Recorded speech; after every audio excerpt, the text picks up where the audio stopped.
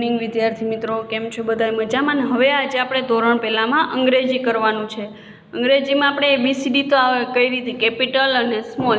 હવે આપણે શું કરવાનું છે તો કે ફોનિક કરવાના છે. શું કરવાનું છે? ફોનિક.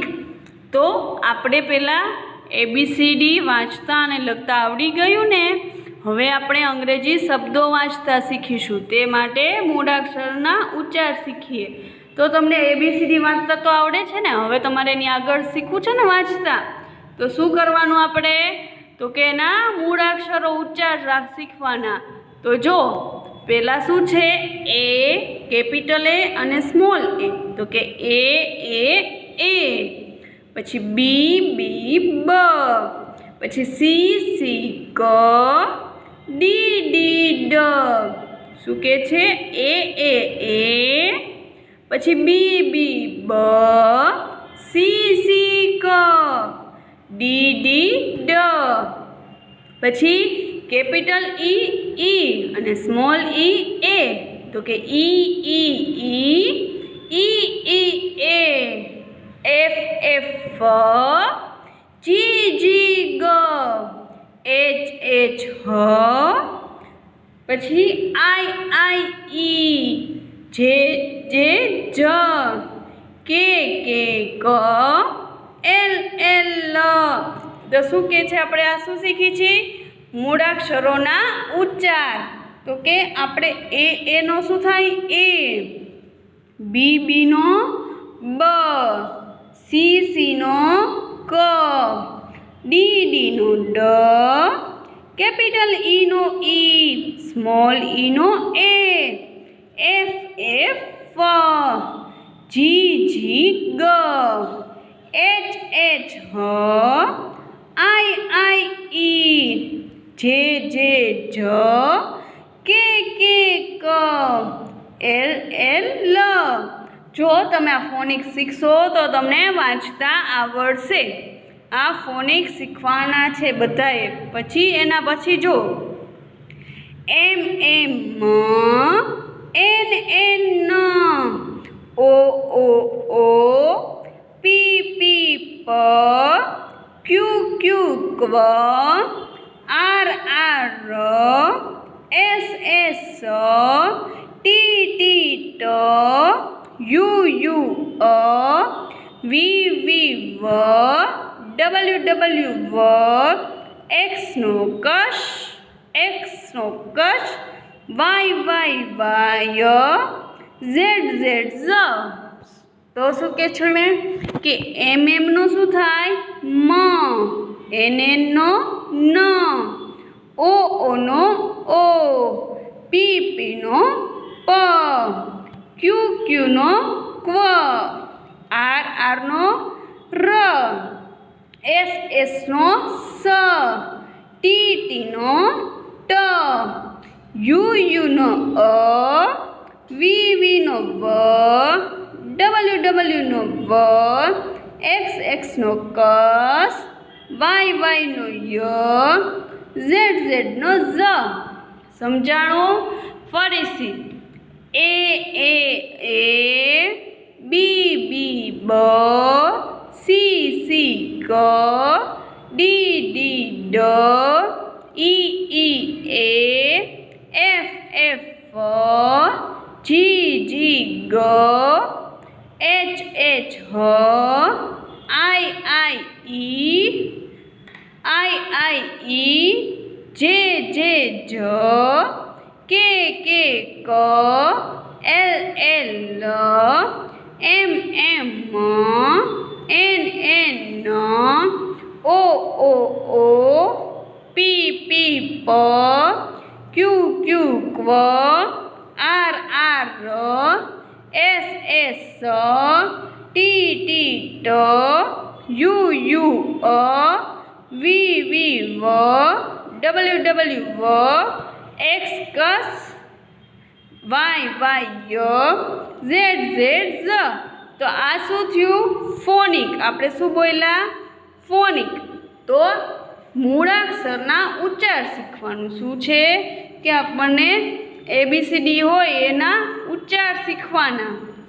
હવે એના પછી જુઓ તો કે એના પછી શું છે, નીચે આપેલા એ, ઓ, આઈ, ઈ અને યુ ઉચ્ચારવાળા શબ્દો માટે મોટેથી વાંચો અને શીખો. આ 5 મૂળાક્ષરોને સ્વર વોવેલ્સ કહેવાય. શું કહે છે? એ, ઓ, આઈ, ઈ અને યુ. આ 5 અક્ષર છે એ શું છે? વોવેલ્સ એટલે સ્વર છે. આપણે ગુજરાતીમાં કેમ અ, આ, ઈ, ઉ છે, સ્વર છે ને, એવી જ રીતે અંગ્રેજીમાં એ, ઓ, આઈ, ઈ અને યુ એ શું છે? સ્વર છે. તો પહેલાં આપણે શું શીખશું? એ વાળું. શું? એ. એ. તો એ અને ડી. ડીનો શું થાય? ડ. તો કે એ, ડ. પછી એનો એ અને જીનો શું થાય? ગ. તો કે એ, જી એટલે એગ.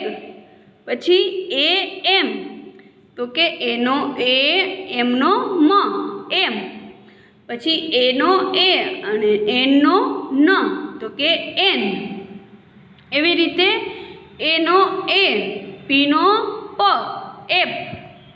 પછી એનો એ, એસનો સ, એસ.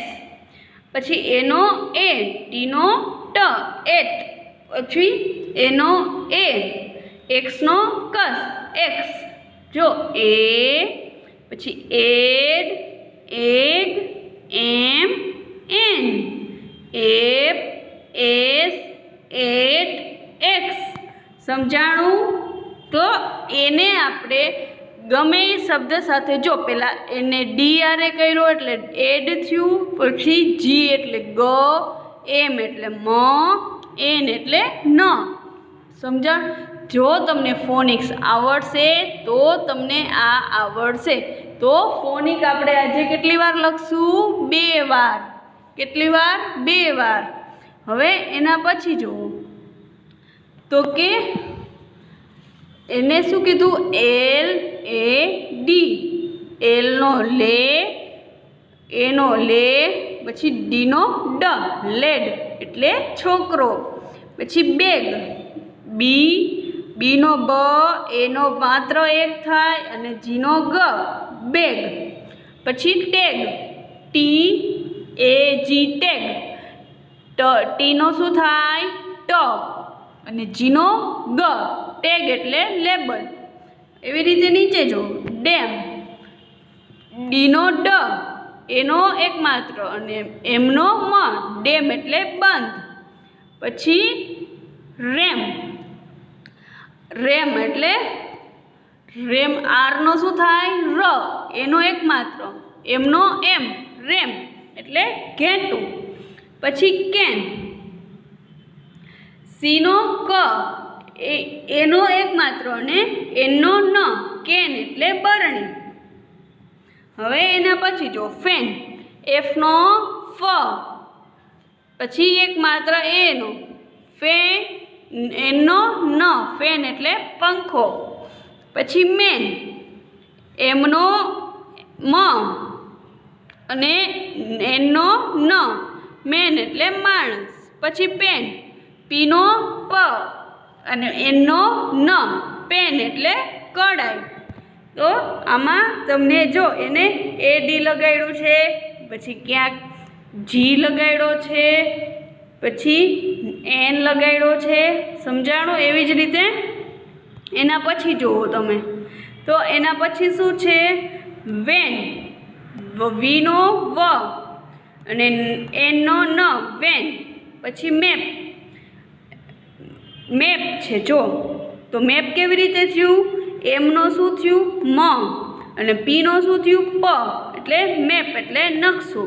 પછી ટેપ, ટીનો ટ, પીનો પ અને એક માત્ર છે એ ક્યાંથી આવ્યો? એ. આપણને એ આપ્યો છે એનો શું થયો? એક માત્ર એટલે ટેપ એટલે નળ.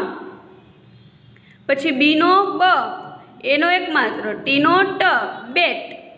પછી સીનો ક, એક માત્ર એટલે એ આવ્યો અને ટીનો ટ, કેટ એટલે બિલાડી. પછી મેટ.